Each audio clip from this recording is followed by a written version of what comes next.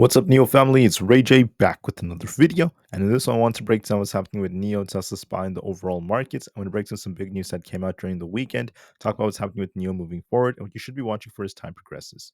But just note, guys, that I'm not a financial planner. Make sure you take nothing I say as financial advice. And also, if you guys can, please smash the like button. It not only benefits me, it benefits the entire community as a whole. Anyways, for NIO, from a technical standpoint, NIO has a nice cup and handle-like structure that is developing, forming a nice accumulation. This also is aligning with these potential wedges that are forming right here, and that could lead to a lot more upside, not to mention a potential break of this resistance.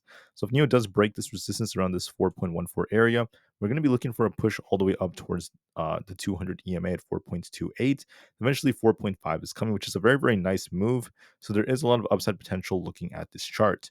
But the question is, how will external factors such as what's happening with the news right now affect this? I want to give you guys a very important warning about that. So the first thing worth mentioning is that there's been a lot of news. Actually, let me talk about the news first before I break down these like economic calendars and such. So there's been a lot of news coming out involving Israel, Hezbollah, Iran, and a bunch of different countries and groups. Right now, there's a lot of tensions as we're starting to see missiles being launched on both sides. Don't forget that Iran claims that this is a retaliation attack. Israel is once again attacking back. So it's just going back and forth and back and forth. I'm not going to say where this started from. The history goes back for hundreds, if not thousands of years. That's not my job to talk about. But I just want to say tensions are very, very high right now. We actually saw hundreds and hundreds of rockets being basically launched at one another. So it's very, very insane. Israel also launched what is called preemptive strikes on Lebanon. So it's kind of just going back and forth between these parties. I just want to say that with this going on, this is a little bit tense right now. This is going to likely affect the price of oil, which could affect the markets. So we'll see if we get some kind of reaction or not. So I'm going to be very, very careful with this news coming out. This isn't necessarily like super new news. We've been hearing these threats of attacks for a long time. We've heard about attacks that go back and forth, but this is actually a larger scale attack that we haven't seen for quite some time. So this is very important. We'll see what this leads to. So please be very mindful of this and how this can affect the markets. And we'll be very, very patient nonetheless. But this is a little bit of a concern for me to some extent. We'll see if there's a ceasefire that happens between both sides or whatever is settled. There are a lot of leaders from the US and other countries around the world who are meeting up, I believe, in Egypt, who are discussing a potential ceasefire. So we'll see how things go. But I just want to call this out. This is very tense. News about the markets on the economic calendar is not really much coming out for tomorrow. Tomorrow being August 26th. Very, very minor data involving durable goods before the market opens. Very minor. Then we have some manufacturing numbers at 10:30 a.m. Once again, very, very minor. Not really much is coming out. For earnings, there's not much coming out for Monday. We just have like Trip.com and a few others. But we do have Nvda announcing earnings on Wednesday. That's going to be more important.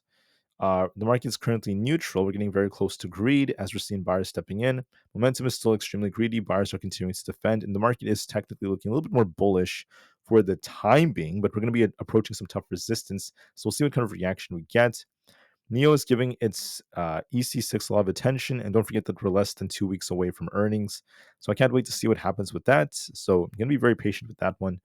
Bank of America Securities is neutral, at least on NIO.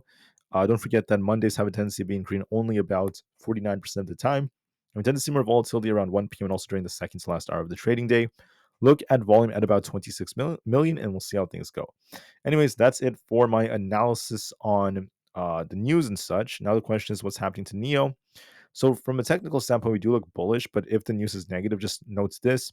NIO has key support at $4. If we lose 4, look for a dip all the way down to 3.8.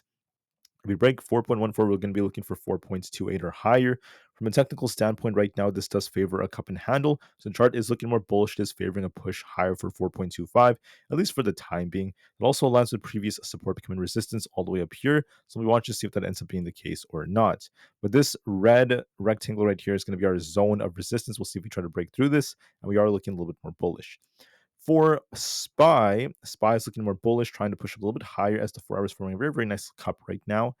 I also want to note that the 4 hours is looking bullish thanks to this MACD that's turning. The PPO is looking stronger. If we break past 563, we're going to be looking for 565. I favor that that's going to be a lot more favorable. So I do think that SPY will likely try to push higher. I favor upside just a little bit more from a technical standpoint, but just notes that resistance around 563 and 565 is very tough. So even if we do push a little higher, there could be a rejection coming at those levels, especially after the news that came out. So look for a little bit more upside potentially during the pre-market of the morning and see if we get a big rejection or not. So you have to be very careful because of the news involving Israel. But for now, we're just going to be looking for a little bit more upside and watch this resistance as we get close to the all-time highs. And we'll see what kind of reaction we get the closer we get to 565. In my opinion, the tacticals favor a pump and dump. So we'll see how high we go as we attempt to push higher. Then we'll see what the reaction is.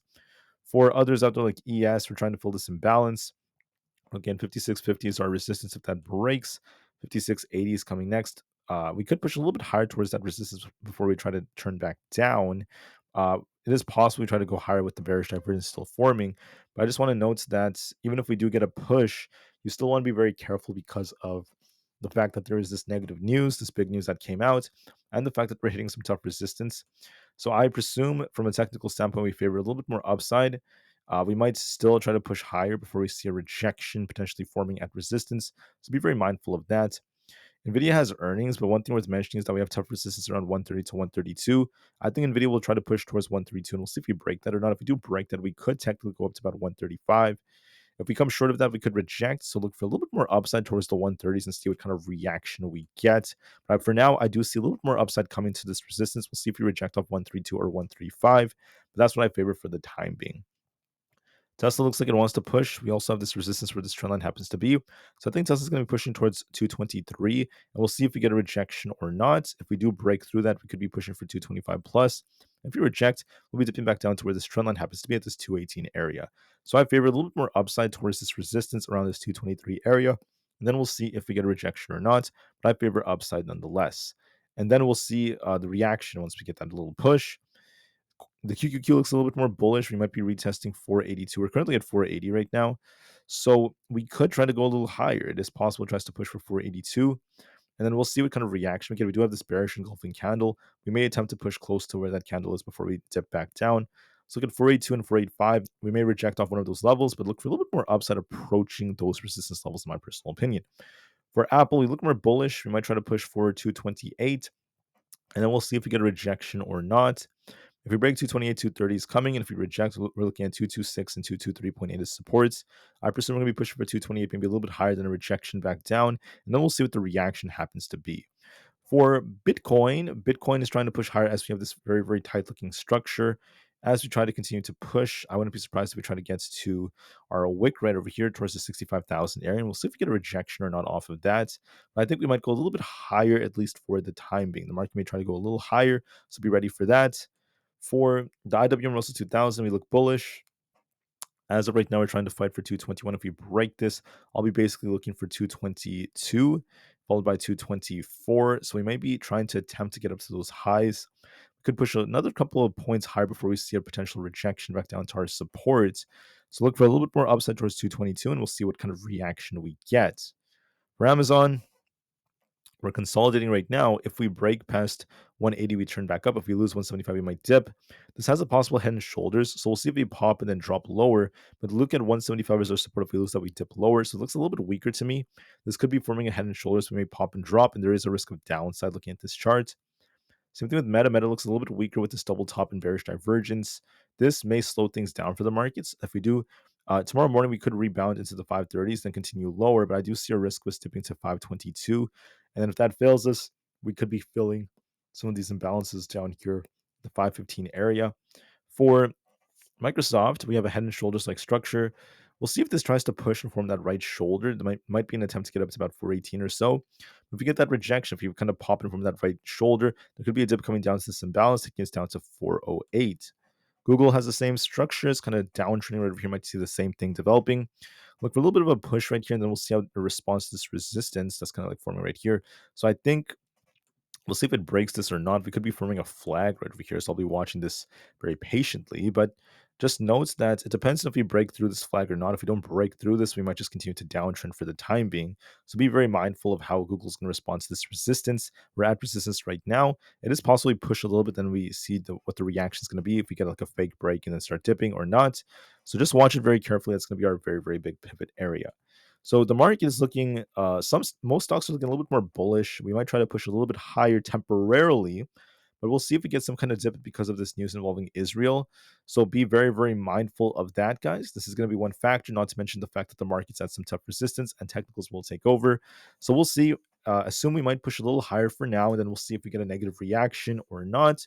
Be very patient with the way the market's moving as we're approaching highs and very, very tough resistance.